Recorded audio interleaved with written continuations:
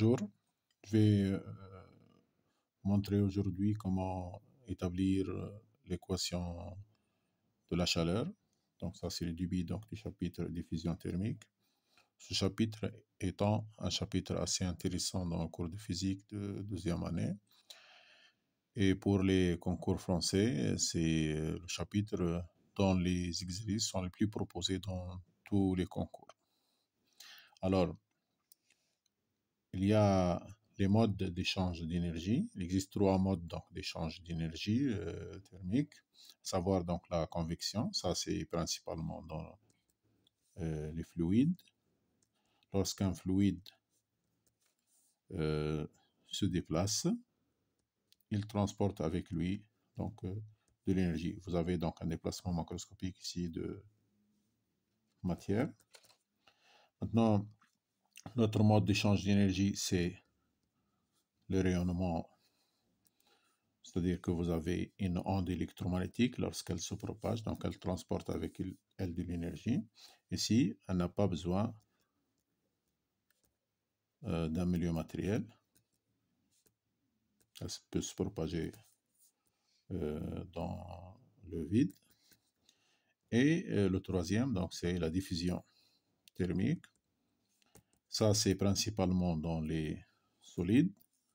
Ici, il n'y a pas de déplacement macroscopique de la matière, mais uniquement donc placement de l'énergie. Par exemple, je prends un solide, je le chauffe à l'extrémité. Après un certain temps, donc je constate qu'il devient chaud de l'autre extrémité. Alors, le point intéressant qu'il faut savoir, donc c'est l'autre point, donc c'est le flux thermique. Ça, c'est une définition, donc vous ne pouvez pas deviner. Le flux thermique, tout simplement, c'est la puissance thermique que je peux écrire, donc la quantité de chaleur échangée égale tout simplement la puissance fois le temps, que je peux noter aussi. Plutôt, on utilise beaucoup le terme donc flux thermique au lieu de puissance thermique. Maintenant, je peux associer à ce flux thermique donc le vecteur densité de flux thermique, comme nous avons fait donc pour en électricité, pour le courant électrique. Donc je peux écrire donc la puissance thermique ou le flux thermique égale tout simplement le flux du vecteur densité de flux thermique, et la puissance totale, bien sûr, c'est le flux à travers la surface des S. Ce flux, lorsque je travaille en coordonnées cartésiennes, c'est-à-dire que nous avons par exemple une section S traversée par un flux dans la direction X, dans la position X. Donc je peux écrire que le flux est égal tout simplement à J de X fois S de X. En coordonnées cylindriques, nous avons un flux, donc un vecteur densité de courant radial suivant ER. Donc si je prends donc un cylindre d'axe EZ, donc nous avons donc un flux radial, et donc ce flux, donc P de R, il va s'écrire J de R tout simplement fois la surface latérale de R. La surface latérale, c'est l'arc de cercle, J de R fois 2pi R H, l'arc de cercle qui multiplie la hauteur. C'est cet arc de cercle-là, donc, qui multiplie une hauteur H pour définir la surface latérale. En coordonnées sphériques, J est radial, J de R fois ER, donc il va traverser la section donc, de la sphère, et donc la puissance P de R ou le flux, que je peux écrire J de R fois tout simplement la surface de la sphère de R, qui est égale à 4pi R2. Maintenant, quelle est l'expression de J? En diffusion thermique, nous avons la loi de Fourier. Donc, J s'écrit comme étant moins lambda fois gradient de la température. Ici, la température, bien sûr, c'est un champ qui dépend de la position du temps. Et lambda, c'est la conductivité thermique. Cette loi est valable si le gradient de T pas trop fort, ni pas très faible, ni pas de variation temporelle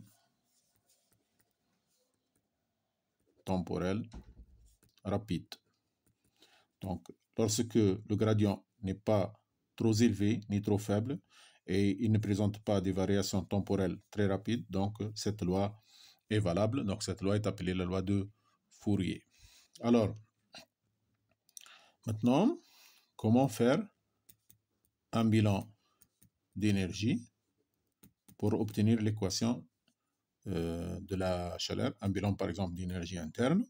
Je vais faire un bilan d'énergie interne donc à une dimension en coordonnées cartésiennes. Le plus simple donc.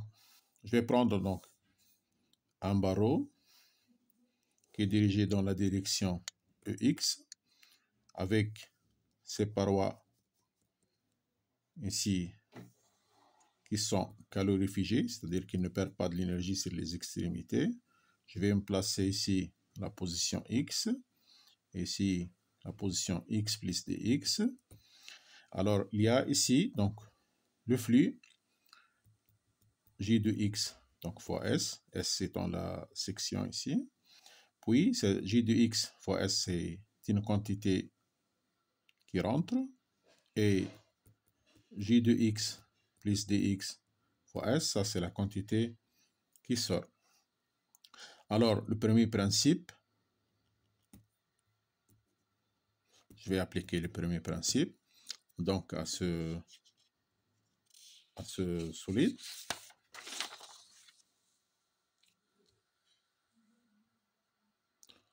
Donc, d'un côté, j'écris dI qui est égal à I de T plus dt moins I de T.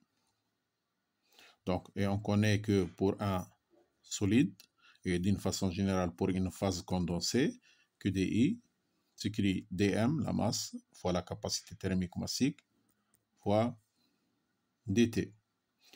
Et donc, avec dm, qui s'écrit ρ, fois dτ, le volume, donc c'est la masse volumique qui multiplie le volume pour la masse, que je vais écrire S, la section, fois dx. Le volume qui est compris entre x et x plus dx, tout simplement, c'est cette section qui multiplie la hauteur, donc dx. Ça, c'est d'un côté, donc du égale à ρc s dx, donc fois dt, que je peux écrire aussi autrement, s fois dx fois dt sur dt fois dt. D'un côté, de l'autre côté, donc du égale à la quantité de chaleur, ça c'est le premier principe, donc la variation du U égale à dq. Si ici il n'y a pas de travail, le volume du solide ne change pas. Donc maintenant ici, il y a deux quantités de chaleur. Celle qui rentre, on va l'affecter d'un signe plus, et celle qui sort, donc on va l'affecter d'un signe moins. Et donc je vais écrire dq comme g de x fois s fois dt, ça c'est la puissance, P, moins j de x plus dx fois s fois dt. Je peux donc mettre ce côté-là, ρ, c'est s dx fois dt sur dt fois dt. Ça, c'est le temps. Le grand T, c'est la température. Bien sûr, le petit t, c'est le temps. De l'autre côté, j'en ai s dt et j de x moins j de x plus dx. Donc ça, c'est moins df. Donc je peux écrire moins s fois dt fois dj sur dx fois dx.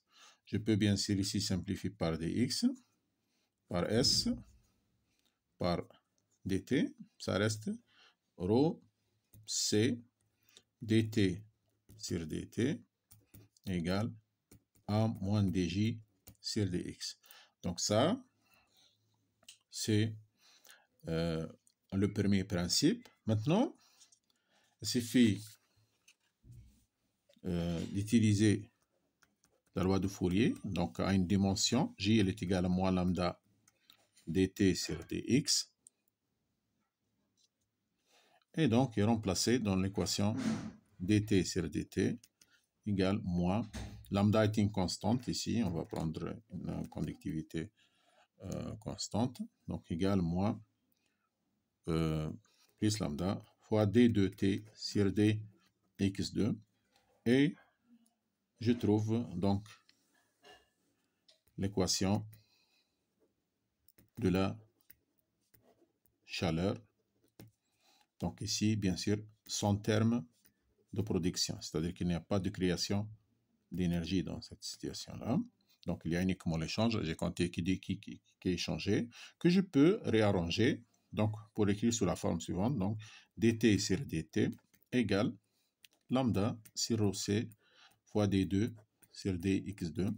Et cette quantité, donc, on nomme la diffusivité thermique. Maintenant, la généralisation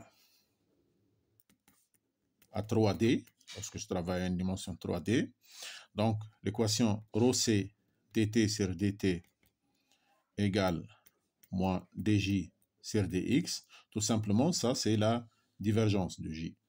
Alors, je vais remplacer rho c dt sur dt égale moins divergence de j. Et rho c d sur dt égale moins divergence. Et j, je le remplace par moins lambda gradient de t. Et vous connaissez bien sûr la divergence de gradient, c'est le Laplacien.